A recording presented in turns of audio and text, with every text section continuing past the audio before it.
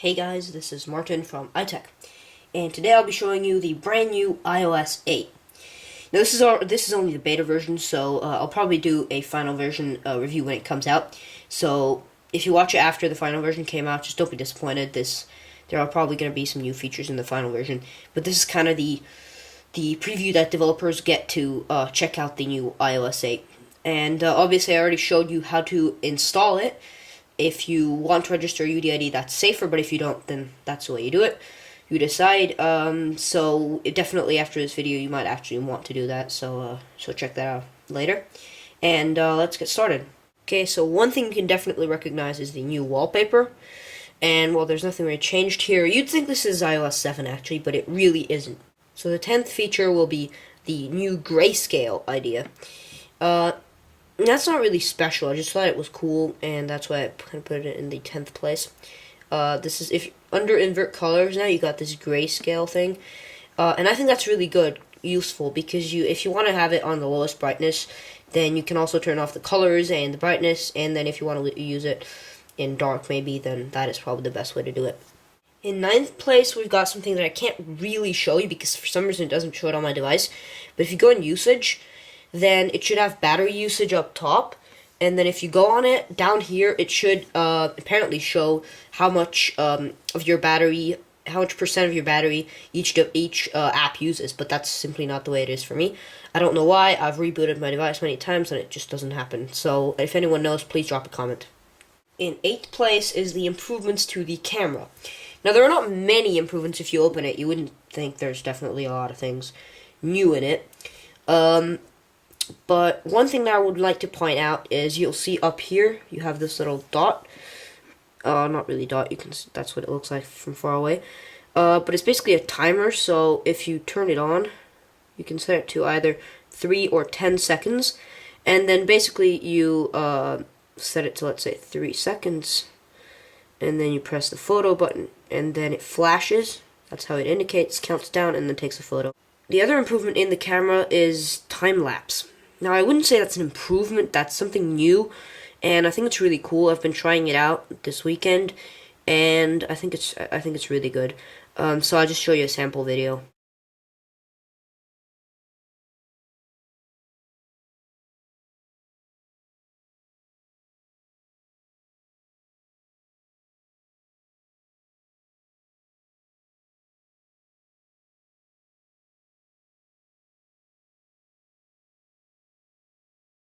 And in 7th place, we've got Notification Center, which hasn't improved a lot, but if you look at it, you've also got one tab gone. So, for example, up top, you've got the missed tab gone, but otherwise everything pretty much looks the same.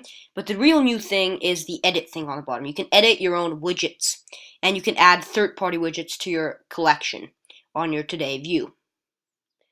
And also, there are actions. If you go into your notifications area, you can actually dismiss, or if it's a message, you can reply to it by just swiping on it. In 6th place, we've got this new thing in multitasking window.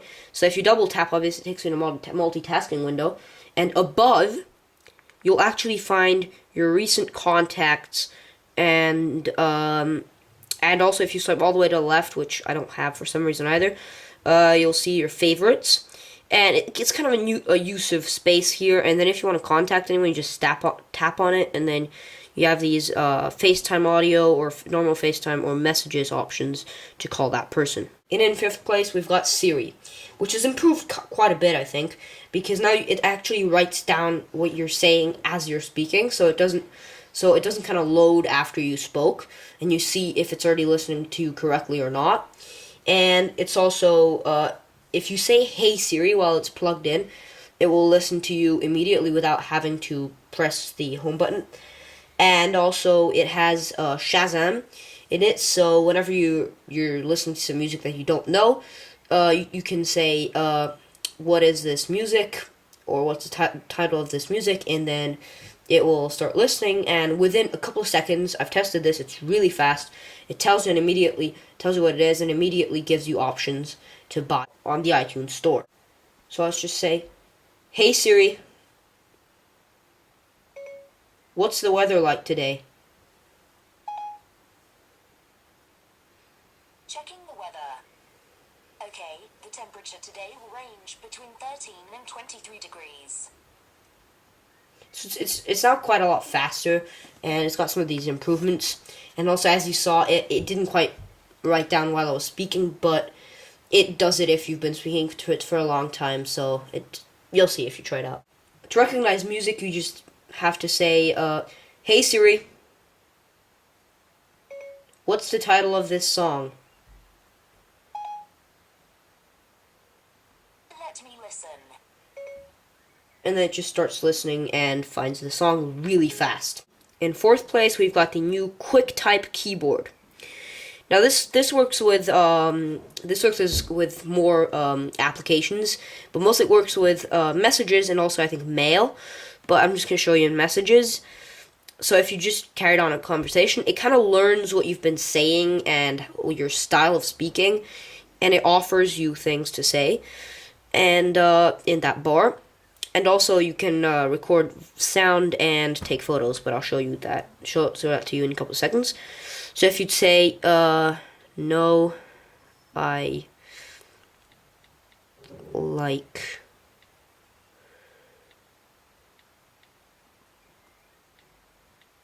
England more," and then you just send it. You can also send sound, so if you hold this down, it actually records what you're saying, and then if you swipe up, it sends it, and if you swipe to the left, it doesn't send it. So you swipe up, and then it's sent. And you can also listen to it while it's there, so you don't have to, so you can listen to it while it's in, like, the bubble.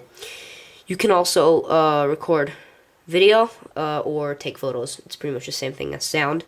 In third place, you've got the new Quick Reply, which will work with multiple applications. Also, Facebook, for example, if you get a notification from Facebook, you can just swipe down on the top, and not reveal Notification Center, but actually reveal a little window that allows you to like or whatever you have to do at that point within the application you are, and you don't have to leave it at all.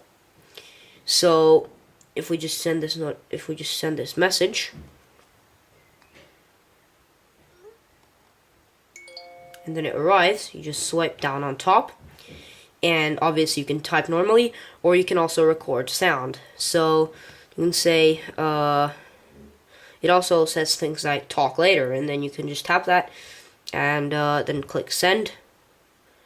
In second place, you've got continuity. Now that's something I really can't show you because it will only be available probably with the final version, even though if I would have Yosemite it wouldn't work. But basically, it's that you can, if you have an iPhone, you can if you're in the same ID, you can actually do phone calls from your Mac. So if you highlight a phone number on a website anywhere on your Mac in Yosemite, then you just have a little drop-down menu next to it. You click it, and you can actually call that number off your Mac, so you can call off it. You can also connect to a hotspot off your Mac by basically, you don't even have to turn it on your phone. If you got your phone somewhere around it, then you can just enable hotspot on your own Mac. So that is a really quick way to connect to it without having to touch your iPhone. Also, from documents or anything like that, presentation, if you've been working on it on your Mac and you want to just switch to your iOS device, it's really easy because now they've added this little sign on the on the lock screen on the bottom left corner, where you just swipe up and you continue from wherever you were without having to load anything onto it because it's already there. So the number one feature is family sharing. Family sharing is a great new feature which allows you to have like a big unit as a family, and every single device can be on a different ID, but you can still be kind of synced with photos and your calendar. So that kind of helps you be together, and also in Find My Friends it automatically adds your people on your family so you can see where they are. And the best thing about it, I think, is that if you're a child, for example, and you want to buy an application, you can just ask for permission from your parents by basically sending a notification to them, and that comes up, and then they can actually allow it, and then you can download it, or they can say no. So that is a really big improvement. So thanks for watching this video, guys. There'll be a lot more videos coming up on iOS 8 as I planned. And I hope you liked this video. I hope it helped if you were planning to download iOS 8. So if you're interested, please check out my other video of downloading iOS 8 beta. And so thanks for watching. Please like and subscribe. And see you all in the next video. Goodbye.